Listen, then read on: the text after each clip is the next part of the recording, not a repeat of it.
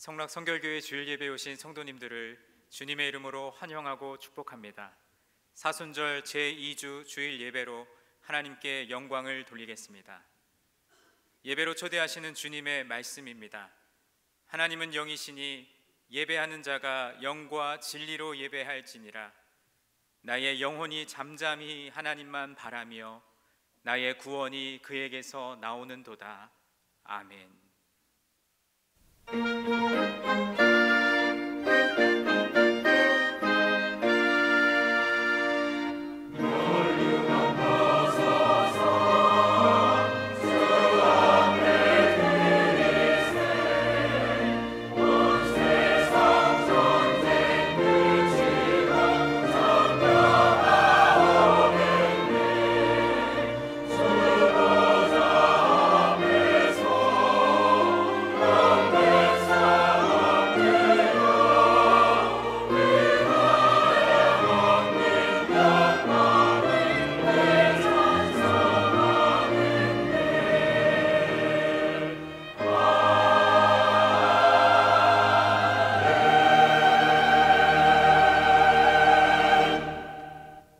형제자매 여러분, 예수 그리스도의 십자가와 부활에 대한 신앙 고백 위에 그리스도의 몸인 교회가 세워졌습니다. 그 거룩한 공교회의 하나됨 안에서 사도신경으로 우리 신앙을 고백하겠습니다. 나는 전능하신 아버지 하나님 천지의 창조주를 믿습니다. 나는 그의 유일하신 아들 우리 주 예수 그리스도를 믿습니다.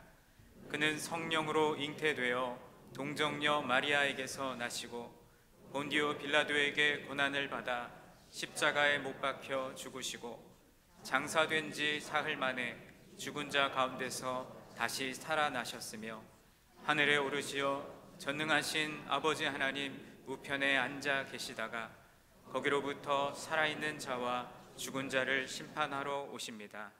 나는 성령을 믿으며 거룩한 공교회와 성도의 교제와 죄를 용서받는 것과 몸의 부활과 영생을 믿습니다. 아멘.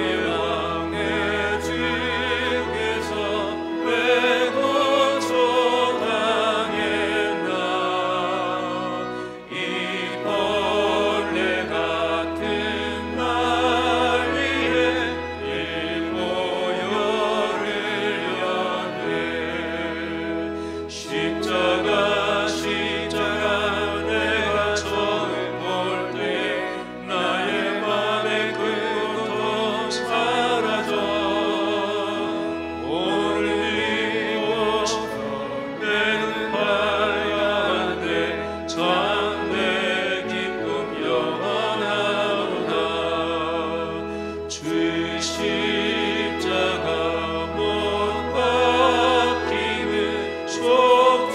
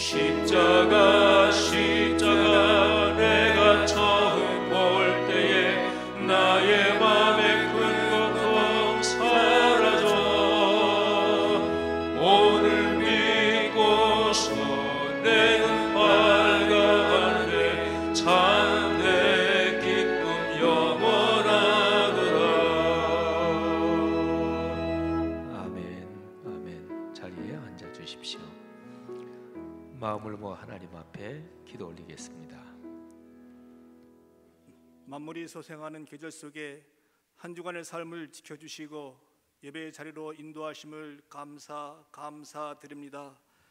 경건된 삶을 살기로 다짐을 했건만 생각과 행동, 언어 속에서 잘못된 삶을 고백하오니 주님의 보혈로 깨끗게 하여 주옵소서. 사순절 기간입니다. 주의 고난을 가슴 깊이 묵상하며 주님의 십자가를 바라볼 때 우리의 눈을 밝히 열어주시어 마음의 큰 고통 사라지고 주님만 바라보게 하옵소서. 예수님 때문에 우리가 영원히 살 수 있음을 감사하게 하옵소서. 이 시간 머리 숙여 나의 부족한 것 기도합니다. 가정과 자녀와 직장, 건강 등 여러 가지 문제를 간구할 때 하나님의 때에 들어주시는 은혜를 주옵소서. 성락 공동체를 사랑하신 하나님, 이곳에 아름다운 주님의 성전을 주셨사오니 말씀과 예배가 살아 숨쉬는 교회, 성도 간의 사랑이 넘치며 섬김과 헌신이 기쁨으로 열매 맺게 하옵소서. 주님의 성품을 닮아 내 이웃을 사랑하며 주님을 전하는 선교 사역의 일꾼이 되게 하옵소서. 북미 간 협상 결렬로 한반도 정세가 냉전 중입니다. 핵 포기를 못하겠다고 맞서고 있는 저 북녘 땅에 주님 간섭하여 주옵소서. 복음으로 그들의 마음을 움직여 주시어 이 나라가 핵이 없는 평화로 안정되게 하옵소서. 대통령과 위정자들에게 하늘의 지혜를 주시어 경제가 회복되게 하시며 빈부격차가 줄어드는 살기 좋은 나라가 되게 하옵소서. 지영은 담임 목사님 영과 육을 강건케 하시고 교단과 한국 교회를 위해 크게 쓰임받는 존경받는 목사님 되게 하옵소서. 말씀을 전하실 때 우리의 길을 열어주시고 새 힘을 얻어 말씀대로 사는 믿음을 주옵소서. 박태희 원로 목사님 남은 여생을 축복하시고 건강한 삶으로 인도하옵소서. 샬롬 찬양대의 찬양을 흠양하여 주시고 부르는 자나 듣는 자가 찬양을 통해 기쁨과 행복이 넘치게 하옵소서. 오늘도 보이지 않는 곳에서 봉사하는 손길, 그들의 수고가 하늘의 큰 복으로 이어지길 원하며 부활 소망 되신 예수님의 이름으로 기도드리옵나이다. 아멘. 하늘에 계신 우리 아버지, 아버지의 이름을 거룩하게 하시며 아버지의 나라가 오게 하시며 아버지의 뜻이 하늘에서와 같이 땅에서도 이루어지게 하소서. 오늘 우리에게 일용할 양식을 주시고 우리가 우리에게 잘못한 사람을 용서하여 준 것 같이 우리 죄를 용서하여 주시고 우리를 시험에 빠지지 않게 하시고 악에서 구하소서. 나라와 권능과 영광이 영원히 아버지의 것입니다. 아멘.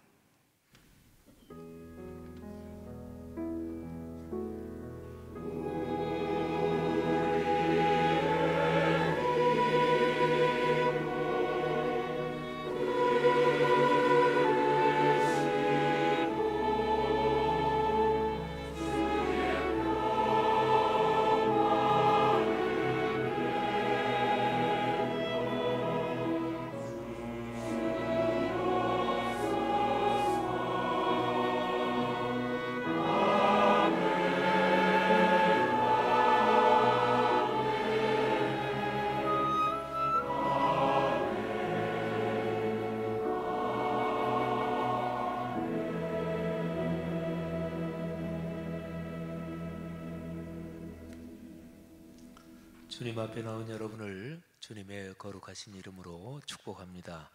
오늘부터 시작되는 또 한 주간 하나님께서 여러분의 삶에 필요한 것을 채우시고 또 모든 위험과 어려움에서 막아주시고 여러분의 가정 자녀선 축복해 주시기를 주의 이름으로 축복합니다. 앞뒤 저분들에게 축복합니다. 잘 오셨습니다. 건강하십시오. 서로 교제 인사 나누겠습니다. 주의 이름으로 축복합니다. 네, 감사합니다. 늘 건강하시기를 바랍니다. 고맙습니다. 태아 영아부 축복합니다. 아가들 잘 자라기를 바랍니다. 샬롬 찬양대 또 연주자분들 주의 이름으로 축복합니다. 고맙습니다.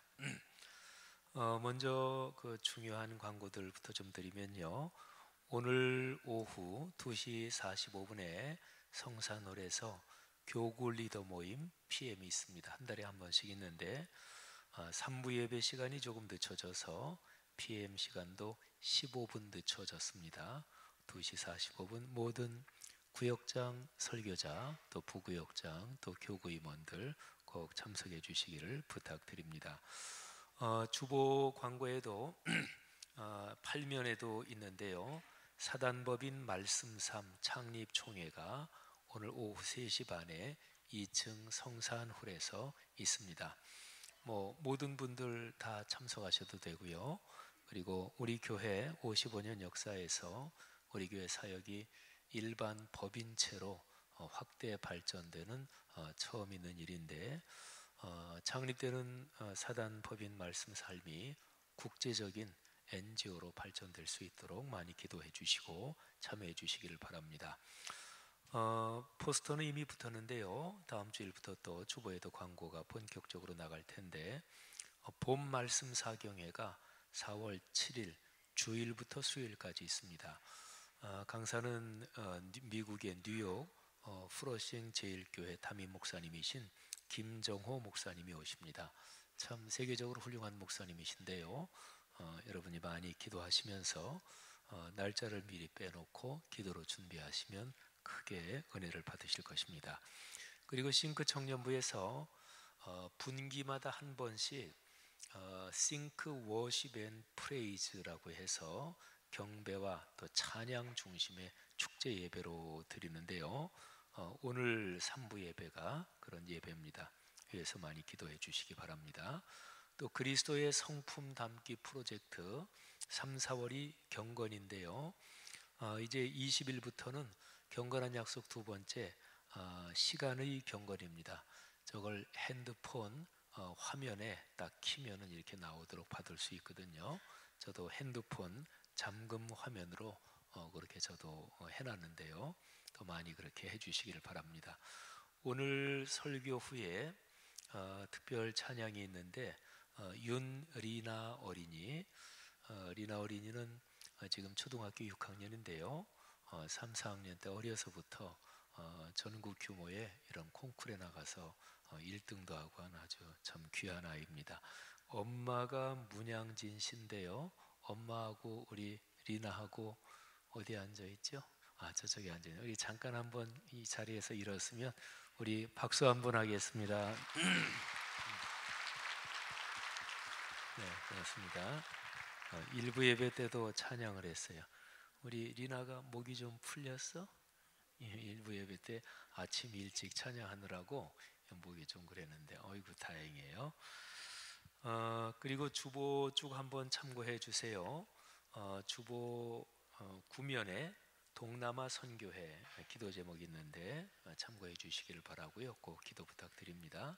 그리고 3면에 보면 쭉 이제 광고들 참고하시고요. 권사님들, 명예 권사님들 사순절 기도회 진행 중에 있습니다. 또 2018년 수익사업 감사가 진행이 되고요. 김종배 집사님 그간 교회에서 성실하게 일하셨다가 사임하시게 됐습니다. 그동안 참 수고 많으셨고 깊이 감사드립니다. 기관위원회 소식 쭉 보시되 스포츠 선교부 주관으로 축구대회가 다음 주일에 있습니다. 다음 주일이네요. 또 많이들 참여해서 좋은 시간 되시기를 바라고 또 선교부들 정기 모임 기억하시고 내일 모레 우리 교회에서 성동경찰서 교경협의회 경목회 신년 할애 및 조찬 기도회가 있습니다. 제가 그 성동 관내에서 경목회장을 맡고 있는데요. 우리 교회 장로님들 중에서 시간이 되시는 분들 또 우리 교회로 우리 서장님 비롯해서 우리 목사님들에서 손님이 오시니까 한번 같이 참여해 주시면 고맙겠습니다. 죄송합니다. 한국 교계에서 젊은이들이 같이 찬양하는 가장 유명한 모임이 두 가지가 있어요. 하나가 마커스 그리고 또 하나가 제이어스입니다. 제이어스는 한 달에 한 번 우리 교회에서 집회를 하지요.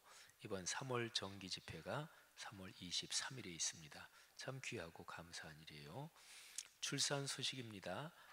강은석, 권민혜 부부, 곽효정, 박찬미 부부, 원병철, 박주경 부부, 강성규, 이정아 부부 각각 자녀 얻으셨는데 우리 강성규, 이정아 부부는 아들, 딸 쌍둥이를 얻으셨네요. 크게 축복할 일입니다. 진짜 감사합니다.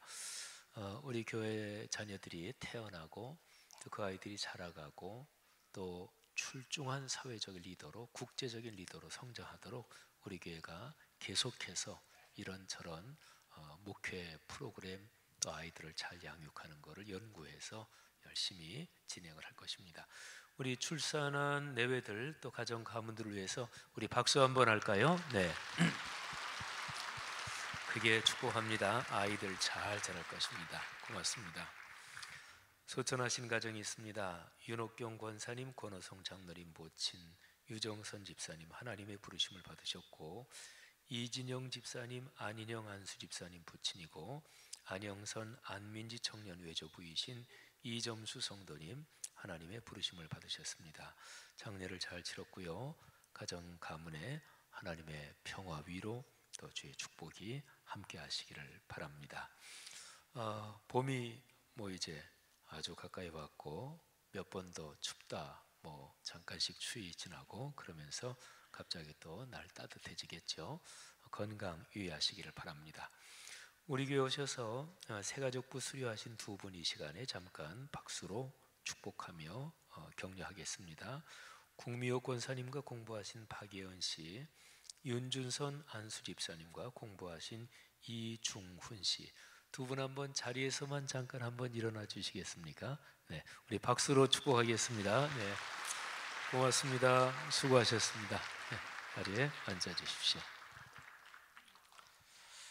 한 주간 또 하나님의 은혜가 충만하시기를 바랍니다. 샬롬 찬양대 하나님께 찬양 올리겠습니다.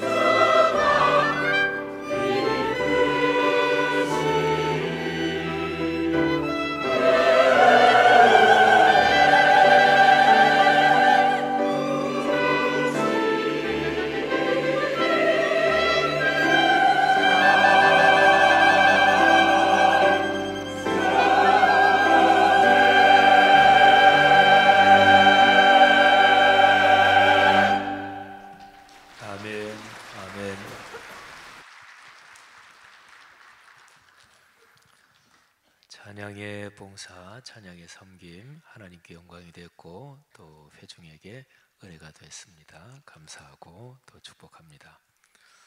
오늘 설교 성경 본문 말씀 봉독하겠습니다. 로마서 16장 1절부터 13절에 기록된 말씀입니다. 거룩하신 하나님의 말씀입니다. 내가 겐그레아 교회의 일꾼으로 있는 우리 자매 베베를 너희에게 추천하노니 너희는 주 안에서 성도들의 합당한 예절로 그를 영접하고 무엇이든지 그에게 소용되는 바를 도와줄지니 이는 그가 여러 사람과 나의 보호자가 되었음이라. 너희는 그리스도 예수 안에서 나의 동역자들인 브리스가와 아굴라에게 문안하라. 그들은 내 목숨을 위하여 자기들의 목까지도 내놓았나니 나뿐 아니라 이방인의 모든 교회도 그들에게 감사하느니라. 또 저희 집에 있는 교회에도 문안하라. 내가 사랑하는 에베네도에게 문안하라. 그는 아시아에서 그리스도께 처음 맺은 열매니라. 너희를 위하여 많이 수고한 마리아에게 문안하라. 내 친척이요 나와 함께 갇혔던 안드로니고와 유니아에게 문안하라. 그들은 사도들에게 존중이 여겨지고 또한 나보다 먼저 그리스도 안에 있는 자라.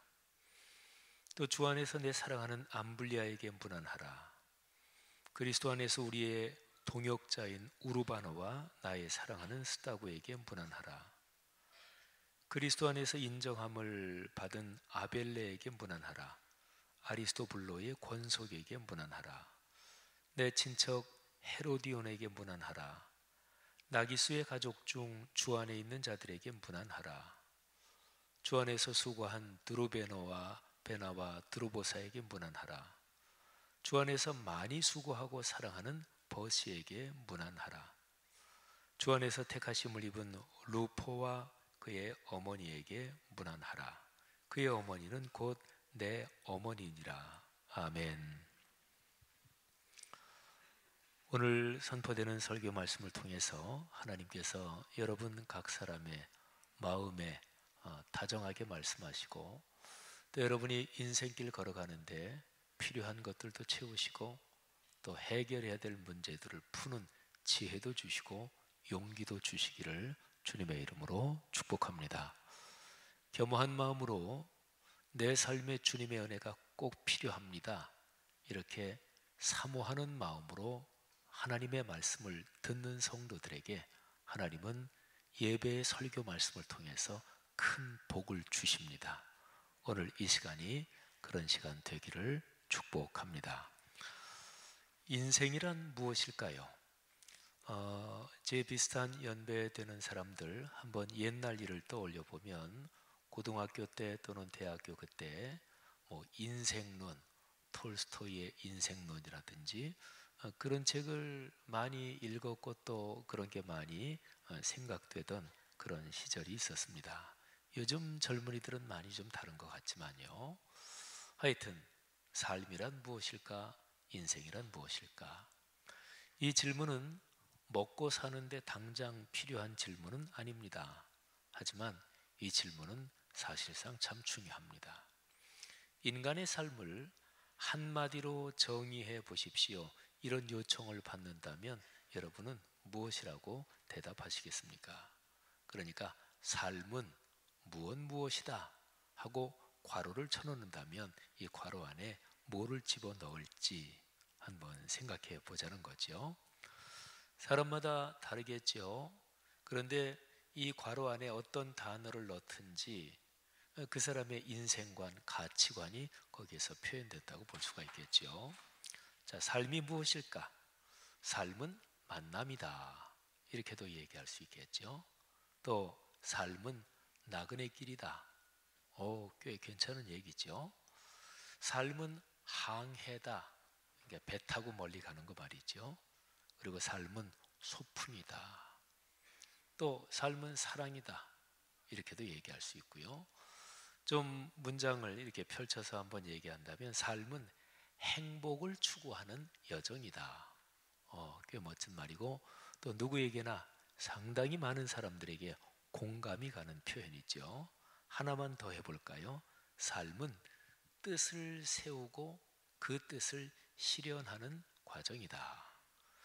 제가 지금까지 8가지를 얘기했습니다. 그런데 8가지가 그냥 대강 생각나는 대로 그렇게 얘기한 게 아니고요. 8가지가 다 중요한 것들입니다. 우선 처음에 얘기한 2가지, 삶을 만남이다 또는 나그네 길이다. 이거는요, 동서고금을 막론하고 삶을 얘기할 때 가장 많은 사람들이 그렇게 생각하고 얘기하는 것이다. 이렇게 말할 수 있습니다. 삶은 누구를 만나느냐, 거기에 따라 결정이 되죠. 어떤 좋은 친구 하나를 만나서 그 사람 삶 전체가 복을 받을 수도 있고, 아니면 친구 하나 잘못 만나서 인생이 망할 수도 있지요.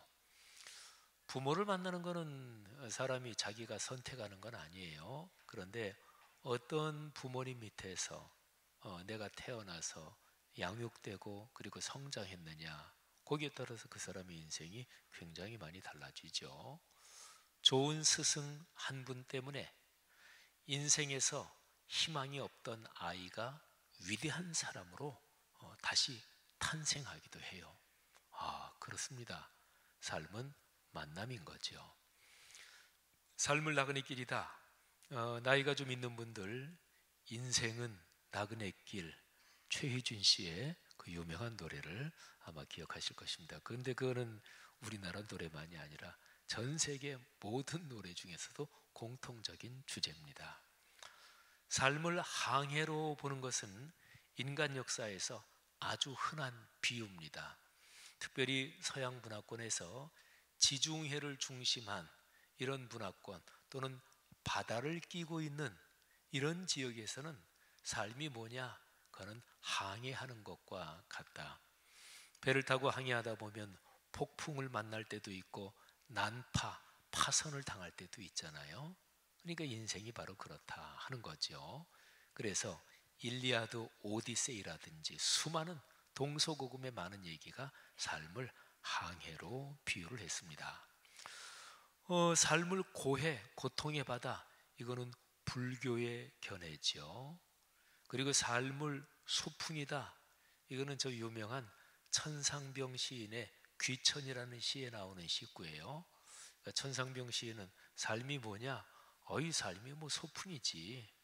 그래서 그 양반은 직업도 안 가지고 그렇게 그냥 부인이 카페를 해서 먹고 살고 누구 만나면 술 한잔 얻어먹고 그렇게 소풍 가는 것처럼 그렇게 사신 것 같아요. 그분은 가톨릭 교회도 나갔고, 그리고 나중에 어느 정도 나이가 들어서는 종로 5가에 있는 연동교회를 나갔던 나름대로 신앙이 깊은 분이고요. 그리고 특별히 연동교회 김형태 목사님의 설교에서 많이 감동을 받고 신앙생활한 분이기도 합니다. 어쨌든 그 천상병 시인은 삶이 뭐냐, 인생이 뭐냐, 인생 그가 있고 소풍이라 그러면 되지 이렇게 이제 한 거죠. 그러니까 그렇게 사는 거예요. 삶이 뭐냐, 삶에서 가장 중요한 게 뭐냐, 사랑이지. 이거는 기독교적인 가르침이기도 하지만 그야말로 이 주제야말로 동서고금을 막론하고 사람이 사는 모든 삶에서 가장 일반적인 진리라고도 할 수 있습니다. 삶에서 제일 중요한 거 사랑이지. 사랑에는 여러 가지 종류가 있지만 어떤 종류를 막론하고 삶을 이끄는 동력 또는 삶에서 제일 소중한 것, 그거는 사랑이다, 이렇게 얘기할 수가 있겠죠. 그리고 마지막 2가지 더, 삶은 행복을 추구하는 여정이다. 이거는요, 모든 종류의 철학 사상에서 인생을 논할 때 가장 많이 얘기되는 게 바로 행복론입니다. 삶은, 삶의 목적이 뭐냐? 행복하고자 하는 거다, 그런 거죠. 마지막에 제가 말씀드린 거, 삶은 뜻을 세우고 그 뜻을 실현하는 과정이다. 이 표현을 들으면 얼른 공자라는 분이 자기의 인생을 얘기하면서 나는 15살에 학문의 뜻을 세웠다, 학문의 뜻을 두었다, 이 말이 얼른 떠올라요. 그런데 뜻을 세우고 그 뜻을 실현한다, 이거는 일반 교육학 이론에서 가장 보편적인 전제입니다. 그래서 일반적으로 얘기하면 사람은 두 번 태어난다. 첫째는 육신적인 출생이지요. 그리고 두 번째는 내 인생의 목적을 세우고 내 인생의 뜻을 세울 때, 그때 사람은 또 한 번 태어나는 거죠. 우리 기독교적으로 얘기하면 사람이 사는 삶의 과정은 자신의 뜻을 세우고 자아를 실현하는 과정, 그 뜻을 실현하는 과정, 이것이 아닙니다. 그러니까 우리 기독교적으로는 내 안에 그리스도의 형상이 이루어지도록 사는 게 기독교적인 삶이죠. 그러니까 내 뜻을 세우고 내 뜻을 실현하는 게 아니라 하나님 아버지의 거룩한 뜻이 내 삶에서 이루어지고 내가 예수 그리스도의 모습을 닮아가는 것, 이게 이제 기독교적인 삶의 철학이다, 이렇게 말할 수 있습니다. 자, 어쨌든 8가지를 말씀드렸어요. 여러분은 어떠십니까? 만일에 여러분에게 제가 지금 8가지 예를 든 것처럼 삶은 무엇이다, 이 괄호 안에 뭐를 집어넣으시겠습니까? 좀 우스갯소리 하나 드리면, 어떤 철학자가 삶이 무엇일까? 인생이 무엇일까? 이거를 이제 생각하고 이렇게 사색하고 사유하는데 이게 문제가 풀리지 않는 거예요. 근데 한 번은 기차를 타고 쭉 가면서 역시 또 이 문제를 골똘히 생각합니다. 삶이 무엇일까? 인생이 무엇일까? 골똘히 생각하는데 갑자기 어디서 음성이 들리는데 거기에 해답이 있다, 이런 계시적 음성이 들리는 거예요. 옛날에 왜 기차 타고 가다 보면 기차 칸칸이 이제 파는 사람이 가면서 거기서 땅콩도 팔고 뭐 그러잖아요. 근데 그 칸에 들어선 그 파는 사람이 삶은 계란이요, 삶은 계란이요 이랬단 말이에요. 근데 그 철학자한테 그게 꽉 들어왔어요. 삶은 계란이구나. 그래서 근데 그런 것도 중요한 통찰일 수가 있어요. 그래서 철학자가 계란은 타원형으로 생겼고 까면은 뭐 또 안에 뭐가 있고 이러면서 이제 삶을 사색했다는, 뭐 이거는 우스개로 만든 얘기겠지만 사실은 그런 통찰이 중요하기도 합니다. 제가 지난 주간에 어떤 목사님을 만나는데 그 목사님이 탁구를 무지무지하게 좋아하시는 분이에요. 우리 교단의 탁구 선교회 회장이신가 뭐. 근데 그 목사님이 자신이 탁구 한 가지로 신앙을 한 2달인가 넘게 설교를 하셨대요. 탁구 하나로. 골프를 아주 성경적인 운동이라고 말씀하시는 목사님들이 상당히 많습니다. 여호와는 나의 목자시니 그가 나를 푸른 풀밭 맑은 시냇가로 인도하시는데, 골프장이 그렇다는 얘기죠. 그리고 실제로 신성종 목사님이란 분은 골프를 기독교 신앙하고 연결시켜서 책까지 쓰셨어요. 사람이 살면서 이렇게 저렇게 생활 중에서 얻는 어떤 번쩍이는 통찰, 이게 사실은 깨달음의 문을 열어주기도 하는 거죠. 어쨌든 그 철학자가 기차 안에서 삶이 무엇인가를 생각하다가 삶은 계란이요, 여기에서 이제 통찰을 얻었다는 것도 나름 그럴 수가 있겠죠. 자, 여러분 어떠십니까? 삶을 어떻게 정의하고 그리고 그 가치에 내 삶을 던지느냐, 그게 그 사람의 삶을 만드는 거예요. 여러분의 주변 사람을 생각해 보세요. 어떤 사람 한번 머리에 떠올려 보세요. 그러면 그 사람의 특징이 떠오르죠. 그 사람 하면 그 사람 특징이 이렇게 떠오르잖아요. 그 사람에게서 떠오르는 특징이 가만히 파고 들어가 보면 그 사람이 삶을 그런 식으로 생각하고 있기 때문에 그렇게 살고 그렇게 많이 강조하고 거기에 중요성을 두고, 그래서 그 사람이 떠오르는 거예요.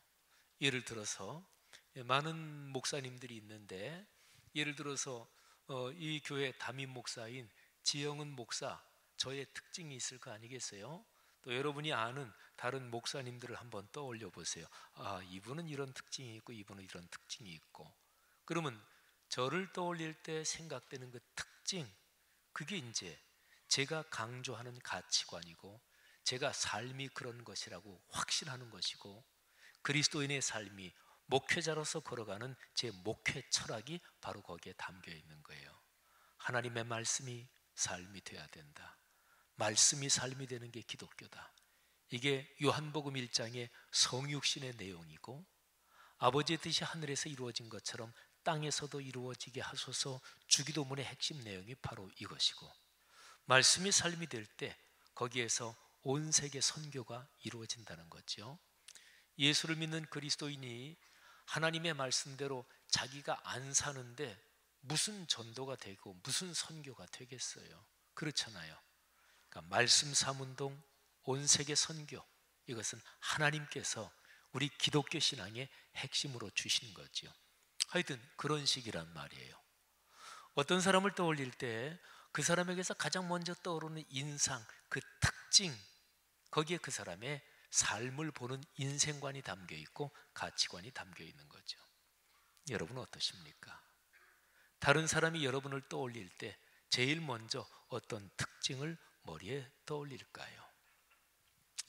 사도 바울은 2000년 전에 기록된 로마서 편지를 맨 마지막에 마무리하면서 마지막 장 16장에서 여러 사람들의 인사를 전합니다.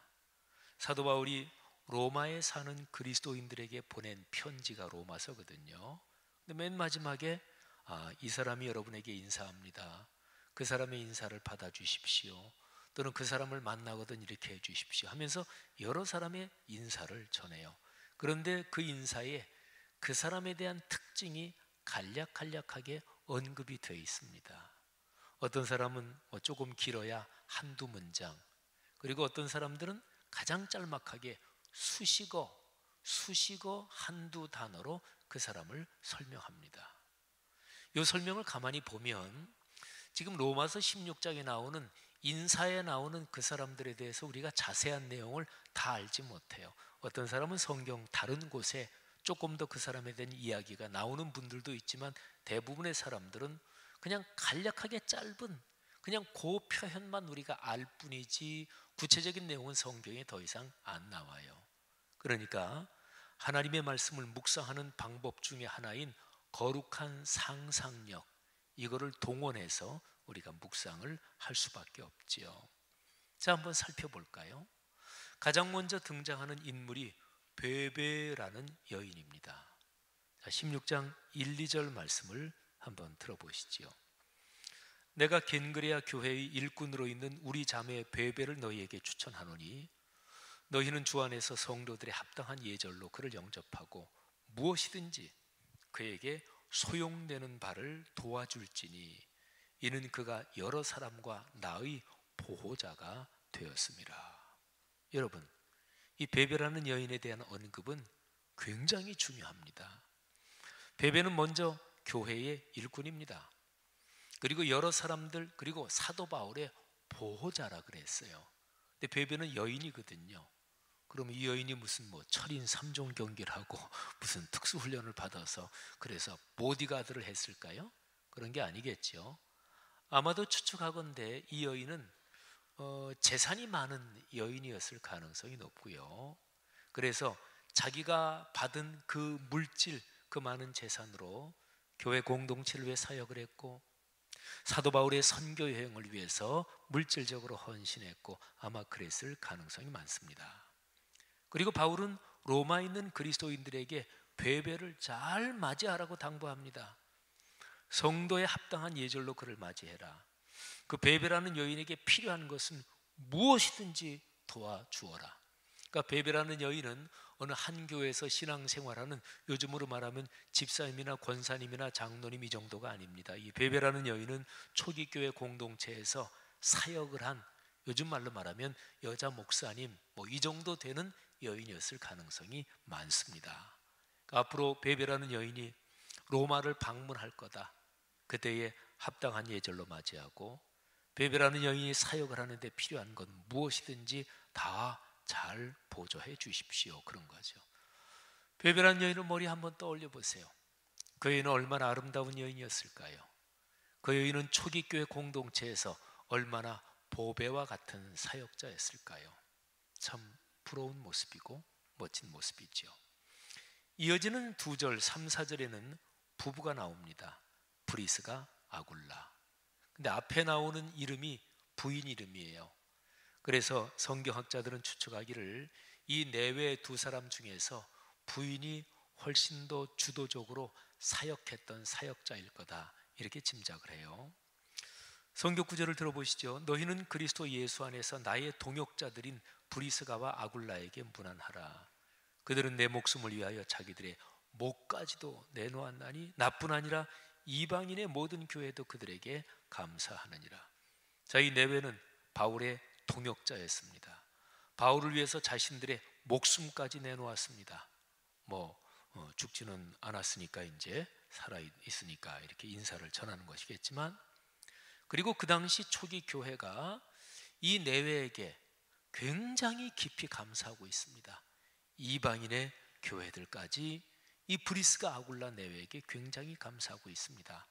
그리고 5절 전반부에 보면 이 내외는 자기들이 살고 있는 집을 교회가 모이는 교회로 내놓았던 인물입니다. 자, 이 두 부부가 얼마나 아름다웠을까요? 이 두 부부에 대한 얘기는 성경 다른 곳에도 여러 번 언급이 나오기도 해요. 자, 어쨌든요, 그 뒤에 이어지는 인물들은 아주 짤막짤막하게 그 특징이 나와요. 에베네도, 그는 바울이 사랑하는 사람이었습니다. 그리고 아시아에서 처음 익은 열매, 아시아에서 제일 처음으로 예수를 믿은 사람이었습니다. 여러분, 이거 중요하지요. 우리 교회에도 창립 초창기부터 섬겨오던 분들이 계시죠. 어떤 일을 할 때 다른 사람 아직 아무도 안 하는데 내가 먼저 헌신하는 거, 이거는 보통 일이 아닙니다. 다른 사람 다, 이 사람 저 사람 다 하니까 요 정도 돼서 나도 참여하면 안전하겠다, 그거는 누구나 다 합니다. 근데 이게 진짜 옳은 일이고 주님께서 원하시는 일인데 아무도 안 할 때 내가 먼저 헌신하고, 그리고 심지어 어떤 일은 다른 사람이 에이 뭐 중불나게 그래 이러는데 주님께서 원하신 일이기 때문에 다른 사람 눈치 안 보고 거기에 먼저 뛰어들어 헌신하는 것, 이거는 참으로 귀한 일입니다. 그러니까 성경에서 이 에베네도라는 인물은 우리가 성도들이 보통 성경 지식에서 많이 아는 인물이 아니지만 사실은 에베네도 우리가 기억해야 될 인물입니다. 아시아에서 최초의 그리스도인. 마리아는 로마에 있는 그리스도인들을 위해서 많이 수고했어요. 어떻게 수고했을까요? 또 어떤 일을 했을까요? 그건 성경에 전혀 안 나와요.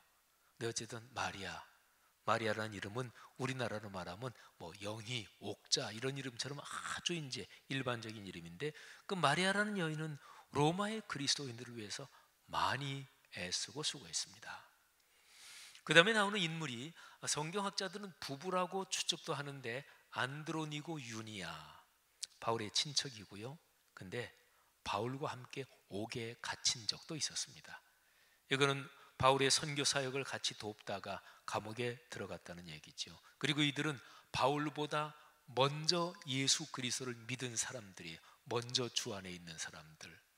그리고 특별히 아주 중요한 표현이, 사도들이 이 안드로니고와 유니아 이 내외를 깊이 존경했어요. 여기서 사도들이라고 말하면 베드로를 비롯한 12사도들을 말해요. 사도들이 안드로니고 유니아 이 내외를 참 존경했습니다. 여러분, 교회는 여러 가지 직분과 직무가 있죠. 저는 목사의 직무를 가지고 있고 특별히 담임 목사의 일을 하고 있습니다.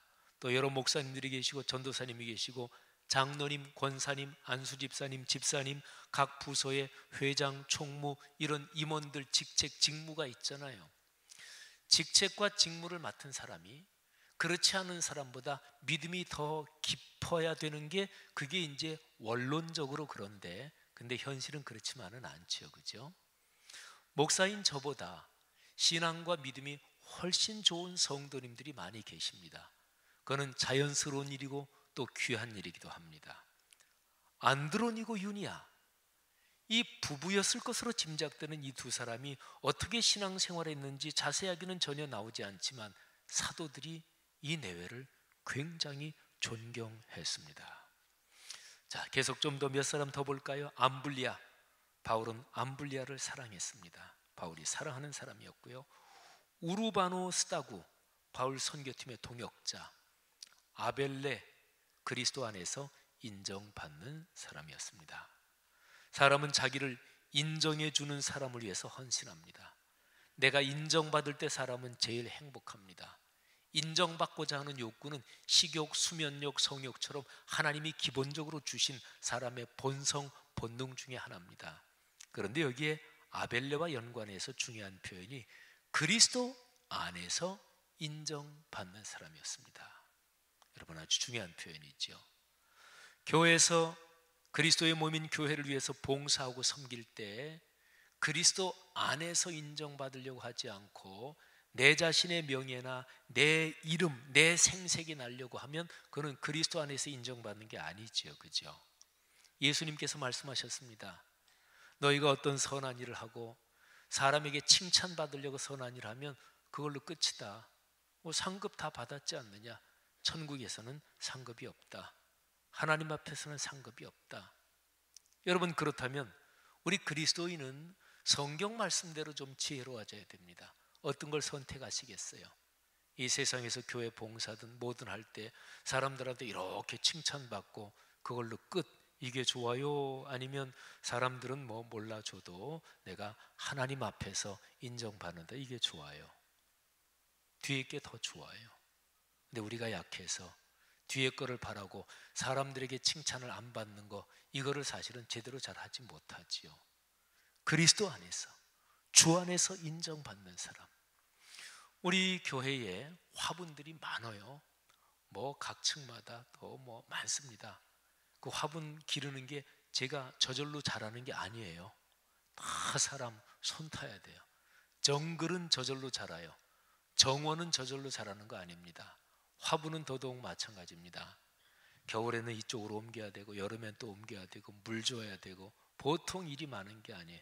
근데 그 일을 묵묵히 꾸준하게 오랫동안 이 교회 성전이 지어진 다음부터 9년 가까이 10년 가까이 계속 하시는 분이 계십니다. 주 안에서 인정받는 분이에요. 그러잖아요. 사랑하신 여러분, 그리스도 안에서 인정받지 못하면 그런 봉사가 아니고 다른 방식으로 봉사하면 그 사람이 교회를 열심히 할수록 그 사람은 위험한 사람이 됩니다. 언젠가 터져요.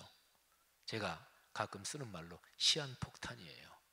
그리스도 안에서 인정받으려는 이 체험을 하지 못하고 이 신앙이 없고 내 자신이 인정받으려고 그러고 내 생색이 나려고 하니까 그건 언젠가는 문제가 생기죠. 사랑하신 여러분, 그리스도 안에서 인정받고 주님 안에서 인정받는 이 상급, 이 아름다운 신앙을 사모하시기를 바랍니다. 드루베나 드루보사, 주님 안에서 수고한 사람. 그리고 버시라는 사람이 있는데 버시는 많이 수고했다 그랬어요. 주님 안에서 수고했다. 드루베나 드루보사는 그렇게 표현했고 버시는 많이 수고했다. 그러면 어떻게 수고했을까요? 왜 버시한테는 많이 수고했다 이렇게 표현했을까요? 무슨 사정이 있었겠죠. 사도 바울이 생각할 때 버시 그러면은 진짜 주님을 위해서 많이 수고한 사람, 이런 생각이 있었겠죠. 그러니까 그렇게 썼겠죠. 성도 여러분, 지금까지는 2000년 전 얘기입니다. 이제 여러분과 제 얘기를 좀 하십시다. 자, 여러분은 다른 사람들이 여러분을 좋은 일에 이렇게 자주 추천을 좀 하나요?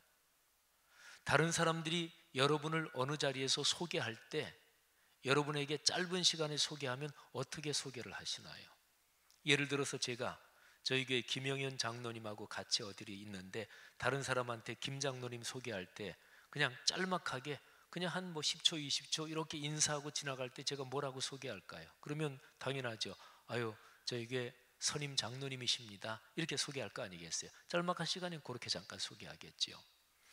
부흥 강사님들이 오셨든지 그럴 때 집회 끝나고 이렇게 나갈 때 성도들이 쭉 인사할 때 강사님도 계시고 저도 옆에 있고 그럴 때 우리 장로님 이렇게 인사하면 제가 뭐라고 그럴까요? 우리 교회 장로님이세요 그럴 거 아니겠어요?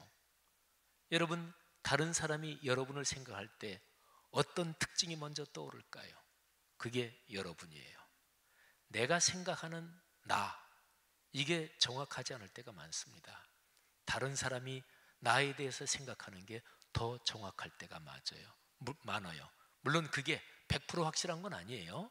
그런데 어쨌든 다른 사람이 나를 어떻게 생각하느냐, 그 특징을 어떻게 떠올리느냐, 그리고 어떤 일이 있을 때, 필요한 일, 좋은 일, 선한 일이 있을 때 다른 사람이 이분이 그거 참 잘해요, 이분이 참 귀한 분입니다, 그렇게 여러분을 추천하나요? 사랑하신 여러분, 다른 사람이 나를 추천할 때 또는 어떤 인사를 나를 시킬 때 어떤 설명을 붙일까요? 그거는 내 삶에서 가장 중요한 특징이 무엇인지 거기에 대한 이야기이기도 합니다.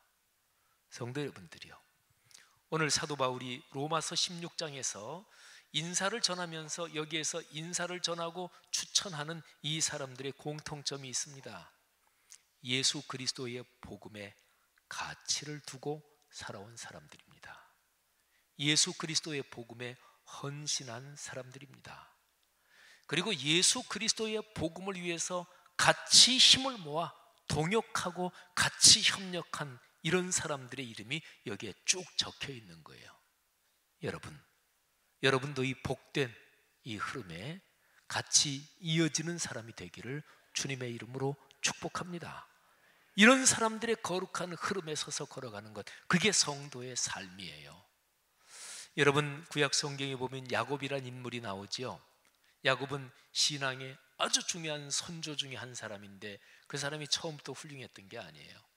태어날 때부터 사실은 부정적이었습니다.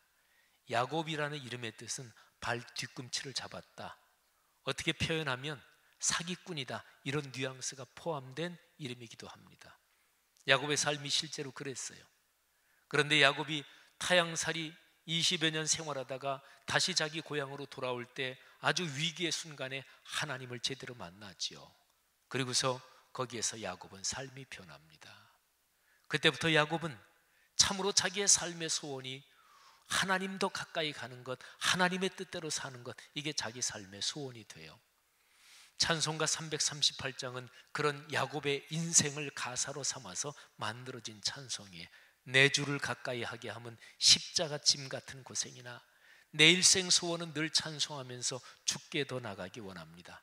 내가 고생하는 것, 그 옛날의 야곱이 돌베개 베고 자는 것 같습니다. 야곱이 잠이 깨어 일어나서 돌단을 쌓은 것 본받아서. 성도 여러분, 로마서 16장에 기록된 이 아름다운 신앙의 선배들의 이름들은 다른 식으로 보면 그런 사람들이에요. 주님, 저 주님 더 닮기를 원합니다. 주님 손 꼭 붙잡고 가기를 원합니다. 주님과 더 가까워지기를 원합니다. 마태복음 6장 33절 말씀처럼 이렇게 먼저 그 나라와 그 일을 구하는 성도들에게 하나님께서 의식주 삶에 필요한 모든 것을 채워주신다고 성경은 약속하고 있습니다. 이 말씀을 붙드시는 여러분 되시기를 바랍니다. 이 말씀대로 여러분의 삶이 그런 축복을 받으시기를 주님의 이름으로 축원합니다. 기도하겠습니다. 이 시간에 잠시 들은 말씀 붙잡고 각자가 고백하면서 기도하시고요. 우리 기도 끝나면 우리 귀한 아이 나와서 하나님 앞에 찬양을 한번 하겠습니다. 들은 말씀, 또 도전이 된 말씀, 격려가 된 말씀, 또는 내 삶의 부적절한 부분에서 찔림이 된 말씀은 붙잡고 회개하시면 되고요. 오늘 이 말씀이 내 삶의 축복이 되게 하옵소서. 각자가 잠시 기도하겠습니다. 하나님 아버지, 은혜를 감사합니다. 오늘 들은 이 말씀 하나님께서 우리에게 주신 축복인 줄 믿습니다. 살아갈수록 더 주님께 가까이 가기를 원하고 내 삶이 예수 그리스도의 복음의 가치에 헌신하는 삶이 되도록 아버지께서 축복하여 주옵소서. 감사합니다. 축복합니다. 이 시간에 성도들의 고백을 받아주시고 하나님의 성령께서 성도들을 안수하여 주옵소서. 감사합니다.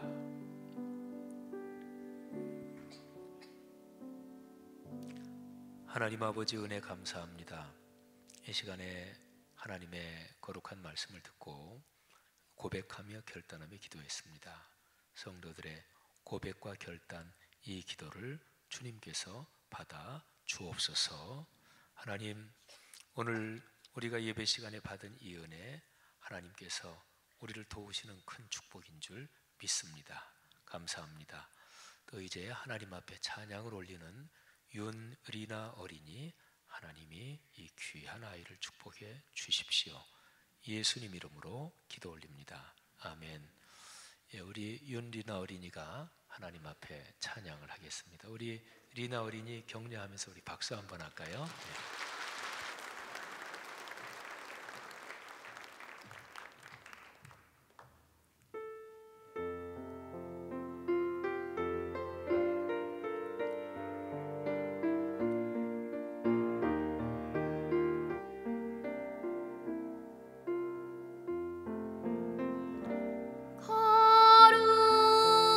거룩하신 하나님 주께 감사드리세. 날 위해 이 땅에 오신 독생자 예수, 나의 마음과 뜻 다해 주를 사랑합니다. 날 위해 이 땅에 오신 독생자 예수, 내가 약할 때 강함 주고 가난할 때 우리를 부욕해 하신 나의 주 감사. 내가 약할 때 강함 주고 가난할 때 우리를 부욕해 하신 나의 주 감사. 감사.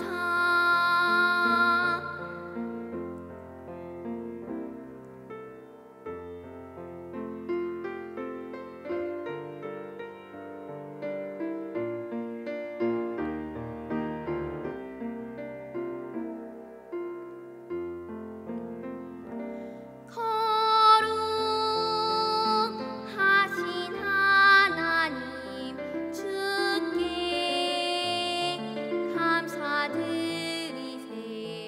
날 위해 이 땅에 오신 독생자 예수, 나의 마음과 뜻 다해 주를 사랑합니다. 날 위해 이 땅에 오신 독생자 예수, 내가 약할 때 강함 주고 가난할 때 우리를 부욕해 하신 나의 주 감사. 내가 약할 때 강함 주고 가난할 때 우리를 부욕해 하신 나의 주 감사.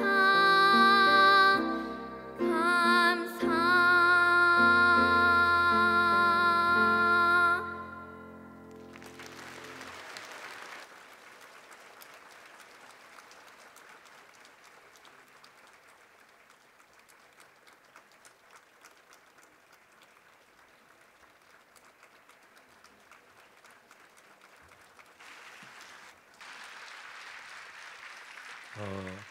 우리 리나가 진짜 참 잘했어요. 우리 별 5개요. 예, 잘했어요. 1부 예배 때도 했고 2부 예배 때도 찬양했고 리나가 멋진 사람으로 커갈 겁니다. 축복합니다. 우리 다 같이 일어나서 338장 찬송하고 우리 봉헌과 축도로 예배를 마치겠습니다.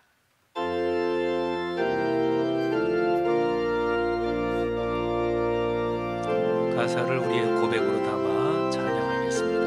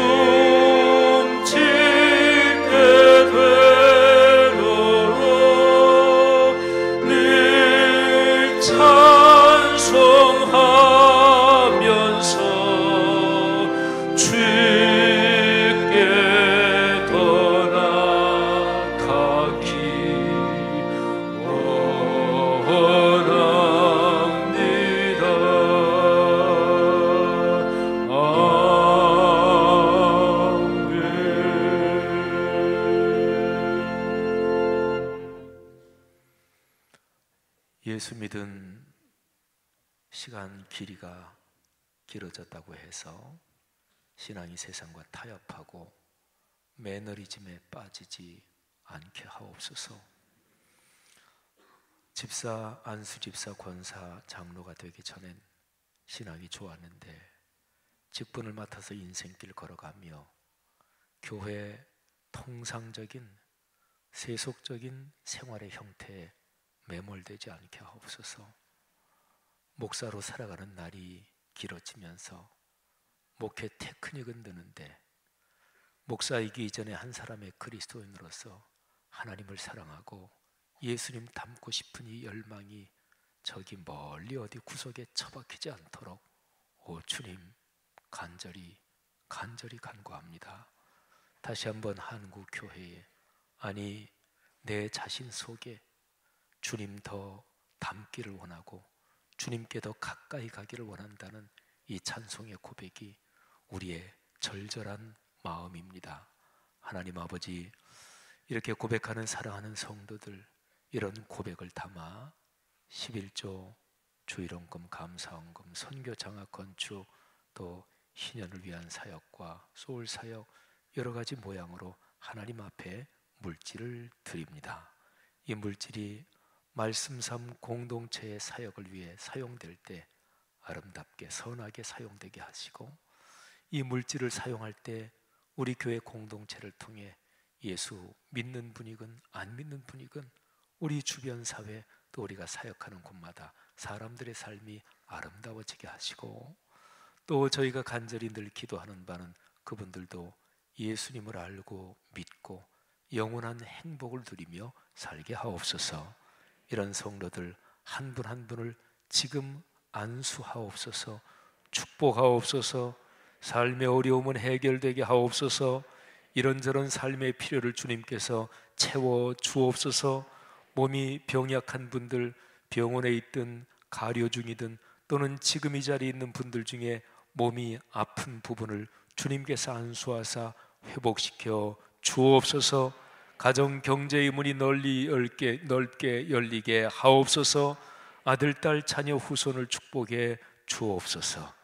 이제는 우리의 주님 예수 그리스도의 은혜와 하늘아버지의 사랑하심과 늘 우리 손 꼭 붙잡고 삶의 길을 걸으시는 성령의 동행하심이 하늘 백성 머리 위에 지금부터 영원까지 같이 계시기를 축원하옵나이다. 아멘.